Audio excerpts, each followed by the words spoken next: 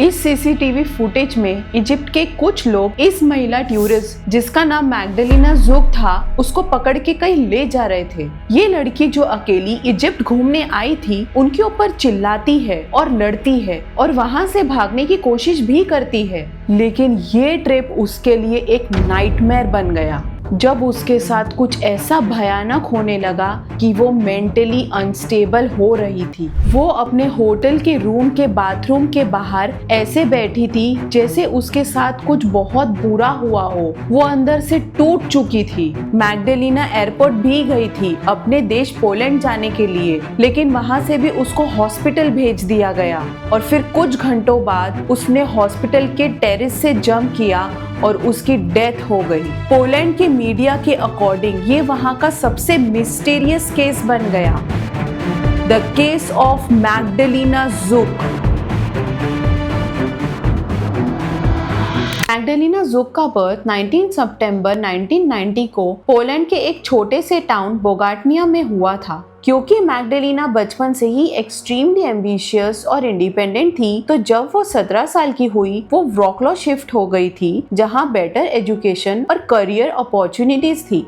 मैग्डलिना एक toll blonde लड़की थी जिसकी आईज एकदम ब्लू थी। वो एक्सट्रीमली ब्यूटीफुल थी। बचपन से ही उसका ड्रीम मॉडल बनने का था, इसीलिए वो रेगुलरली जिम जाती थी और अपने आप को काफी फिट भी रखती थी। पर जब वो मॉडलिंग वर्ल्ड में एंटर हुई उसने इसकी भयानक रियलिटी देखी। मॉडलिंग में सोशलाइज करने के लिए उसे हार्ड ड्रिंक्स और लेने पड़ते थे, पर वो इन सब से दूर रहना चाहती थी। उसने ये भी देखा कि उसके कलीग्स ग्रो करने के लिए कैजुअल रिलेशनशिप बना रही थी, पर मैग्डलिना ने अपने एम्बिशन को सैक्रिफाइस करना बेटर समझा इंस्टेड ऑफ कॉम्प्रोमाइजिंग हरसेल्फ। तो उसने मॉडलिंग छोड़ दी। वो एक कॉस्मेटोलॉजिस्ट बन गई। 22 इयर्स की एज में उसने अपना एक ब्यूटी सैलून भी बना लिया था और साथ ही में वो डाइटिशियन बनने का बैचलर कोर्स भी कर रही थी। फिटनेस ट्रेनिंग के थ्रू उसे न्यूट्रिशन की काफी नॉलेज भी मिली थी, तो उसने उसमें अपना पार्शियल करियर भी बना लिया था। बेसिकली उसके पास इनकम के मल्टीपल ऑप्शंस थे और इसी दौरान एक नाइट क्लब जिसका नाम ग्रे था, वहाँ वो एक कॉन्सर्ट के दौरान अपने फ्यूचर हस्बैंड को भी मिली जिसका नाम था मार्कस। मार्कस एक हेयर ड्रेसर था और दोनों एक दूसरे को बहुत पसंद करते थे और फाइनली उन दोनों ने एंगेजमेंट भी कर ली थी।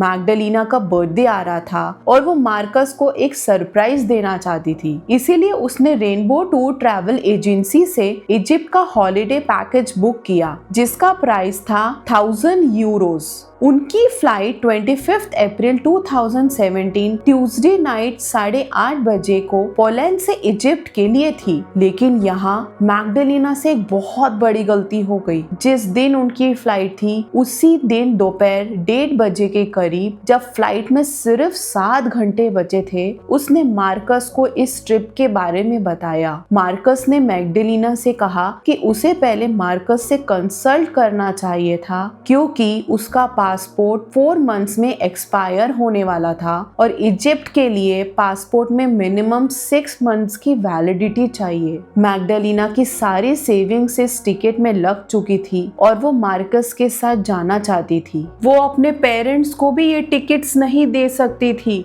क्योंकि उनके पास तो पासपोर्ट ही नहीं था और उसको टिकट्स का रिफंड भी नहीं मिल रहा था। तो ये सोचकर कि पैकेज वेस्ट ना हो, मैग्डलिना ने अकेले जाने का प्लान बनाया। मार्कस ने एफबी पर भी वो टिकट सेल आउट करने की कोशिश की, पर वो नहीं सेल हुई। मार्कस उसे एयरपोर्ट भी ड्रॉप करने गया था, पर मैग्डलिना को बिल्कुल भी अच्छा नहीं लग रहा था कि वो अकेली जा रही थी उसके बिना। फिटनेसेस के अकॉर्डिंग वो एयरपोर्ट पे मार्कस से गले मिलके बहुत रोई और फाइनली वो फ्लाइट में बैठ गई। फ्लाइट में उसकी साइड सीट वाली लड़की उसी होटल में जा रही थी जहां मैग्डलिना जा रही थी और उन दोनों की काफी अच्छी दोस्ती भी हो गई थी। फ्लाइट वेडनेसडे 26 अप्रैल 2017 मिडनाइट अराउंड 12:30 बजे को हुरगाडा इजिप्ट में लैंड हुई थी। मैग्डलिना का होटल मरसा आलम में था, जो एयरपोर्ट से तकरीबन 286 किलोमीटर दूर था।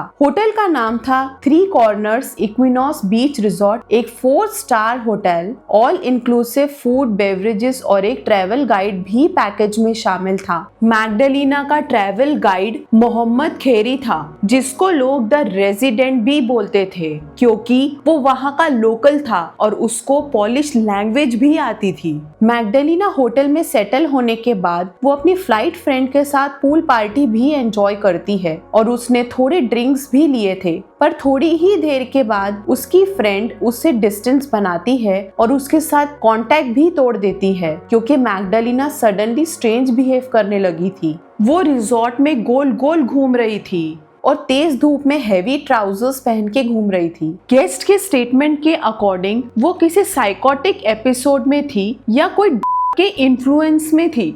एक बार उसने अपना टॉप उतारा और वापस भी पहन लिया था, और ये एटलीस्ट उसने 2 से 3 बार किया था। ये सब वेडनेसडे 26 अप्रैल 2017 को हुआ। मैग्डलिना के पोलैंड के फ्रेंड्स को भी डर लग रहा था, क्योंकि उन्हें उसके कुछ वियर्ड मैसेजेस मिल रहे थे कि तुम सब कहाँ हो, मेरे रूम में क्यों नहीं आ रहे हो, जल्दी आओ, मैं वेट कर रही हूँ, तुम पुल में क्यों नहीं आए। उसके फ्रेंड्स को लग रहा था कि शायद मैग्डलिना को ये इल्यूजन्स हो रहे थे कि वो सब भी उसके साथ उसी ट्रिप पर ही थे। वो रिजॉर्ट के बाकी टूरिस्ट से कहती है कि उसका फियांसे भी आने वाला था, पर वो नहीं आ पाया। फिर एक ओल्ड लेडी को उस पर बहुत दया आई और उन्होंने उससे ये भी कहा था कि वो यहाँ एंजॉय कर सकती है और पोलैंड वापस जाके मार्कस से मिल ले।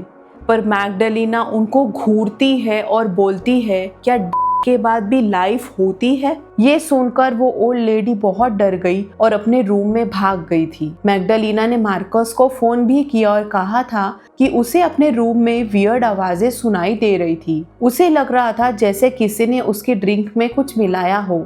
मार्कस ने होटल के रिसेप्शन में कॉल भी किया था और होटल स्टाफ को रूम में चेक करने के लिए भी कहा था। होटल स्टाफ ने रूम में चेक करके इन्फॉर्म किया था कि सब कुछ नॉर्मल है। मार्कस ने फिर पॉलिश एम्बेसी को कॉल किया था और उन्हें रिक्वेस्ट किया कि वो एक बार मैग्डलिना को होटल में चेक कर ले कि वो ठीक है या नहीं। तब एम्बेसी ने उसको जवाब दिया कि वो एकदम ठीक है। पर ये सुनने के बाद मैग्डलिना के पेरेंट्स को सेटिस्फेक्शन नहीं मिली। तब उन्होंने पॉलिश एम्बेसी को रिक्वेस्ट किया कि वो मैग्डलिना को वापस पोलैंड भेज दे। पेरेंट्स का ये क्लेम सुनने के बाद पॉलिश एम्बेसी ने उन्हें बोला, विद इन फ्यू आवर्स में हम आपको इमरजेंसी पासपोर्ट इशू कर देते हैं। पर पेरेंट्स ने इस क्लेम को रिजेक्ट किया। अकॉर्डिंग टू देम उनको किसी भी टाइप की कोई हेल्प नहीं मिली थी। नेक्स्ट डे 27 अप्रैल 2017 मैग्डलिना ने अपने पेरेंट्स को एक मैसेज भेजा था कि तुम कहाँ हो और मेरे रूम में क्यों नहीं दिख रहे हो। पर ये मैसेज उसके फोन से नहीं, मोहम्मद खेरी के फोन से किए गए थे। लॉबी में मैग्डलिना शाउट कर रही थी और स्ट्रेंज हैंड मूवमेंट्स भी कर रही थी। ये सब जब मार्कस को पता चला तो उसने सैटरडे 29 अप्रैल को मैग्डलिना के लिए रिटर्न फ्लाइट्स बुक कर दी थी, क्योंकि थर्सडे या फ्राइडे को कोई भी फ्लाइट अवेलेबल नहीं थी। फ्राइडे 28 अप्रैल 2017 को मैग्डलिना के सिस्टर मलगोसिया अपनी मॉम को एक वीडियो दिखाती है, जिसमें मैग्डलिना होटल के बाथरूम में बैठी रो रही थी। होटल से और भी फोटोज और वीडियोस आती है जिसमें वो बेड पर लेटी हुई थी और रो रही थी। इस पॉइंट पर वो कम्प्लीटली मेंटली अनस्टेबल हो चुकी थी। वो लोगों के फोन छीन लेती थी और वापस भी नहीं देती थी। जब एक आदमी ने अपना फोन मैग्डलिना से वापस मांगा तो उसने मना किया और उसे देखकर काफी देर तक स्माइल करती रही। दोपहर के 3 बजे उसे पोर्ट गालिब हॉस्पिटल ले जाया गया। डॉक्टर अहमद शौकी के अकॉर्डिंग वो गाड़ी से उतर नहीं पा रही थी और ना ही चल सकती थी, पर सीसीटीवी फुटेज में दिख रहा था कि वो एक्टिवली हॉस्पिटल में एंटर कर रही थी। इन्वेस्टिगेशन से पता चला कि उसकी तो कोई ट्रीटमेंट हुई ही नहीं थी, ना एडमिशन, ना रिकॉर्ड, ना कंसल्टेशन। हॉस्पिटल के सीसीटीवी में दिख रहा था कि 4 से 5 लोग हमेशा उसके आसपास ही थे, जैसे उसे घेरे हुए थे ताकि वो भाग ना जाए। उसके बाद उसको होटल वापस लाया गया और फिर फ्राइडे इवनिंग को मैग्डलिना होटल के टेरेस पर चढ़ जाती है। शायद वो करना चाहती थी या किसी से डर के भाग रही थी, पता नहीं, पर होटल स्टाफ ने उसे बचा लिया। सैटरडे 29 अप्रैल 2017 सुबह 6 बजे उसने फिर टेरेस पर जाने की कोशिश की, पर स्टाफ ने उसे फिर से रोक लिया। दोपहर 2 बजे मोहम्मद खेरी उसे एयरपोर्ट ले गया क्योंकि उसकी रिटर्न फ्लाइट थी। ऐसा बताया जाता है कि वहाँ उसने अपने कपड़े उतारना शुरू कर दिए थे, इसीलिए एयरपोर्ट अथॉरिटीज ने उसे फ्लाइट में चढ़ने से मना कर दिया। वापस आने के बाद उसका होटल भी उसे लेने से मना कर देता है। मोहम्मद उसे दूसरे होटल ले जाता है, पर वहाँ भी उसकी मेंटल कंडीशन देखकर मना कर दिया जाता है। फाइनली एक होटल उसे एंट्री देता है। वहाँ मोहम्मद मार्कस के साथ मैग्डलिना की वीडियो कॉल पे बात कराता है, जो 13 मिनट तक लंबी थी। इस कॉल में मैग्डलिना बहुत डरी हुई थी। वो मार्कस से कहती है, it's useless, I won't come back from here, they are trying to take me away, please they will do something to me, I can't talk.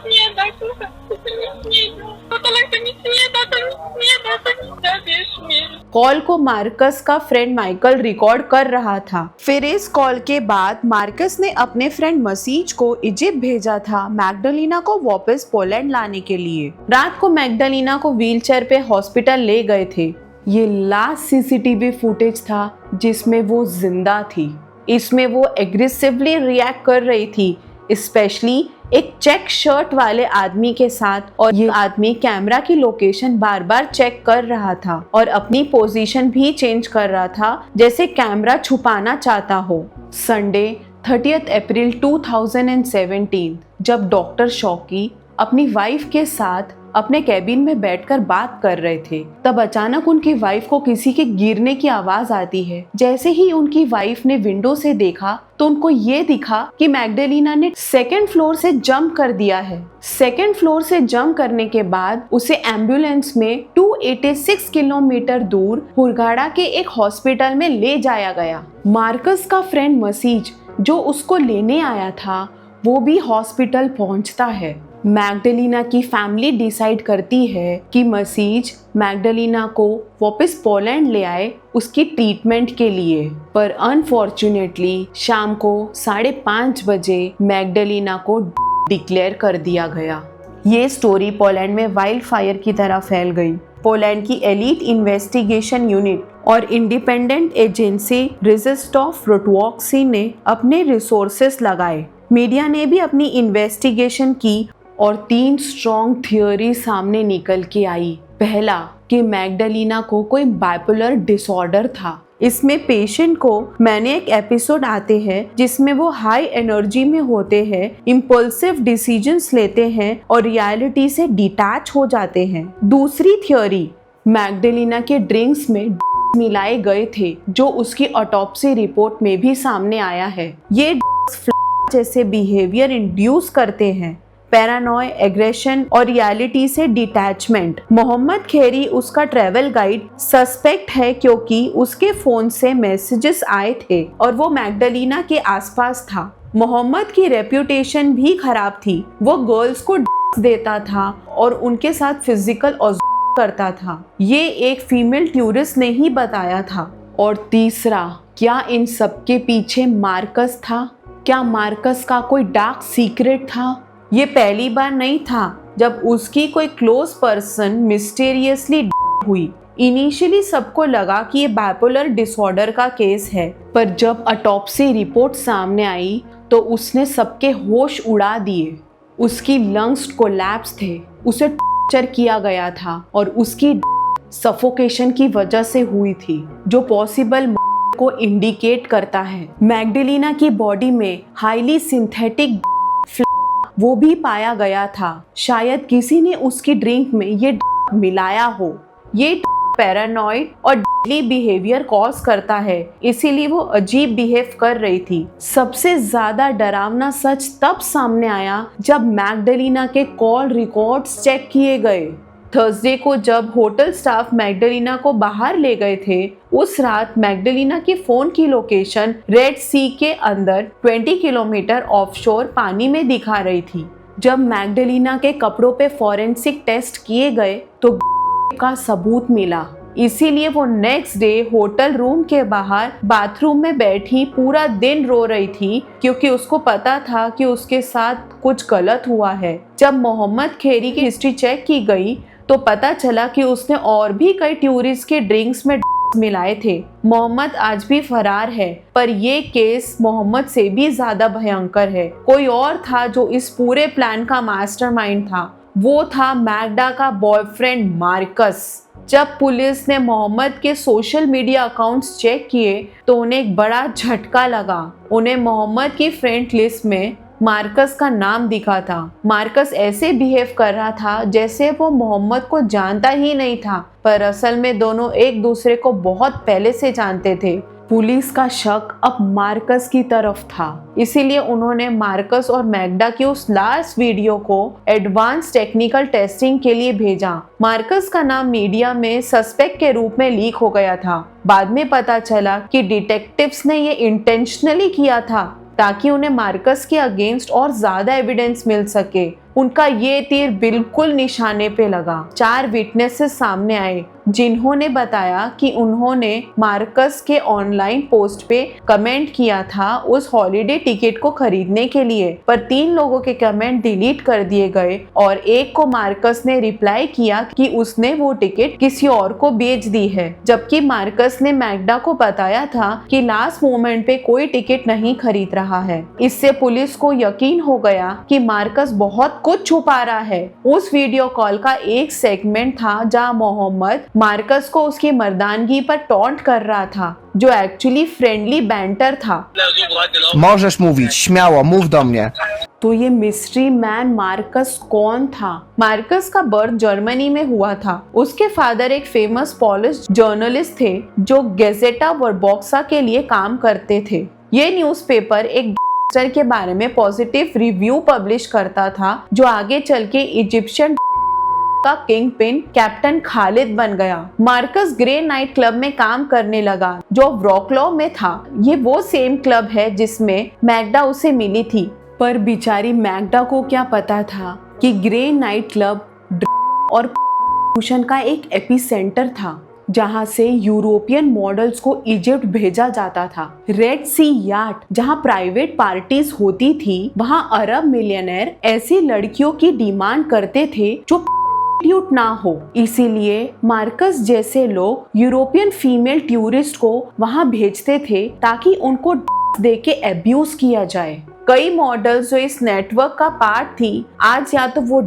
है या मिसिंग है, पर मैग्डा को ये पता नहीं था कि वो इंटरनेशनल रिंग में फंस चुकी है। एक यंग, एम्बिशियस और इतनी ब्यूटीफुल लड़की जिसके सपने बहुत बड़े थे, उसकी जिंदगी इतनी बुरी तरीके से खत्म हुई। पोलैंड में अपने ड्रीम्स के पीछे भागती हुई मैग्डलिना से लेकर उस इजिप्ट के नाइटमेयर तक, इस कहानी में जवाब से ज्यादा सवाल है। क्या ये मेंटल ब्रेकडाउन था, या क्या ये उन लोगों का कोई गंदा खेल, या फिर ये एक इंटरनेशनल क्राइम नेटवर्क का कोई डार्क सीक्रेट? सच अभी छुपा है और मैग्डलिना के लिए इंसाफ अभी भी दूर है। चलो मैग्डलिना की याद में इस सच की खोज को आगे बढ़ाएं और एक सेफ वेकेशन के नाम पर छुपे खतरों के बारे में अवेयरनेस फैलाएं। ये स्टोरी हमें याद दिलाती है कि हमें हमेशा अलर्ट रहना चाहिए, अपने भरोसे वाले लोगों पर भी सवाल उठाना चाहिए और इंसाफ के लिए लड़ने के लिए कभी रुकना नहीं चाहिए।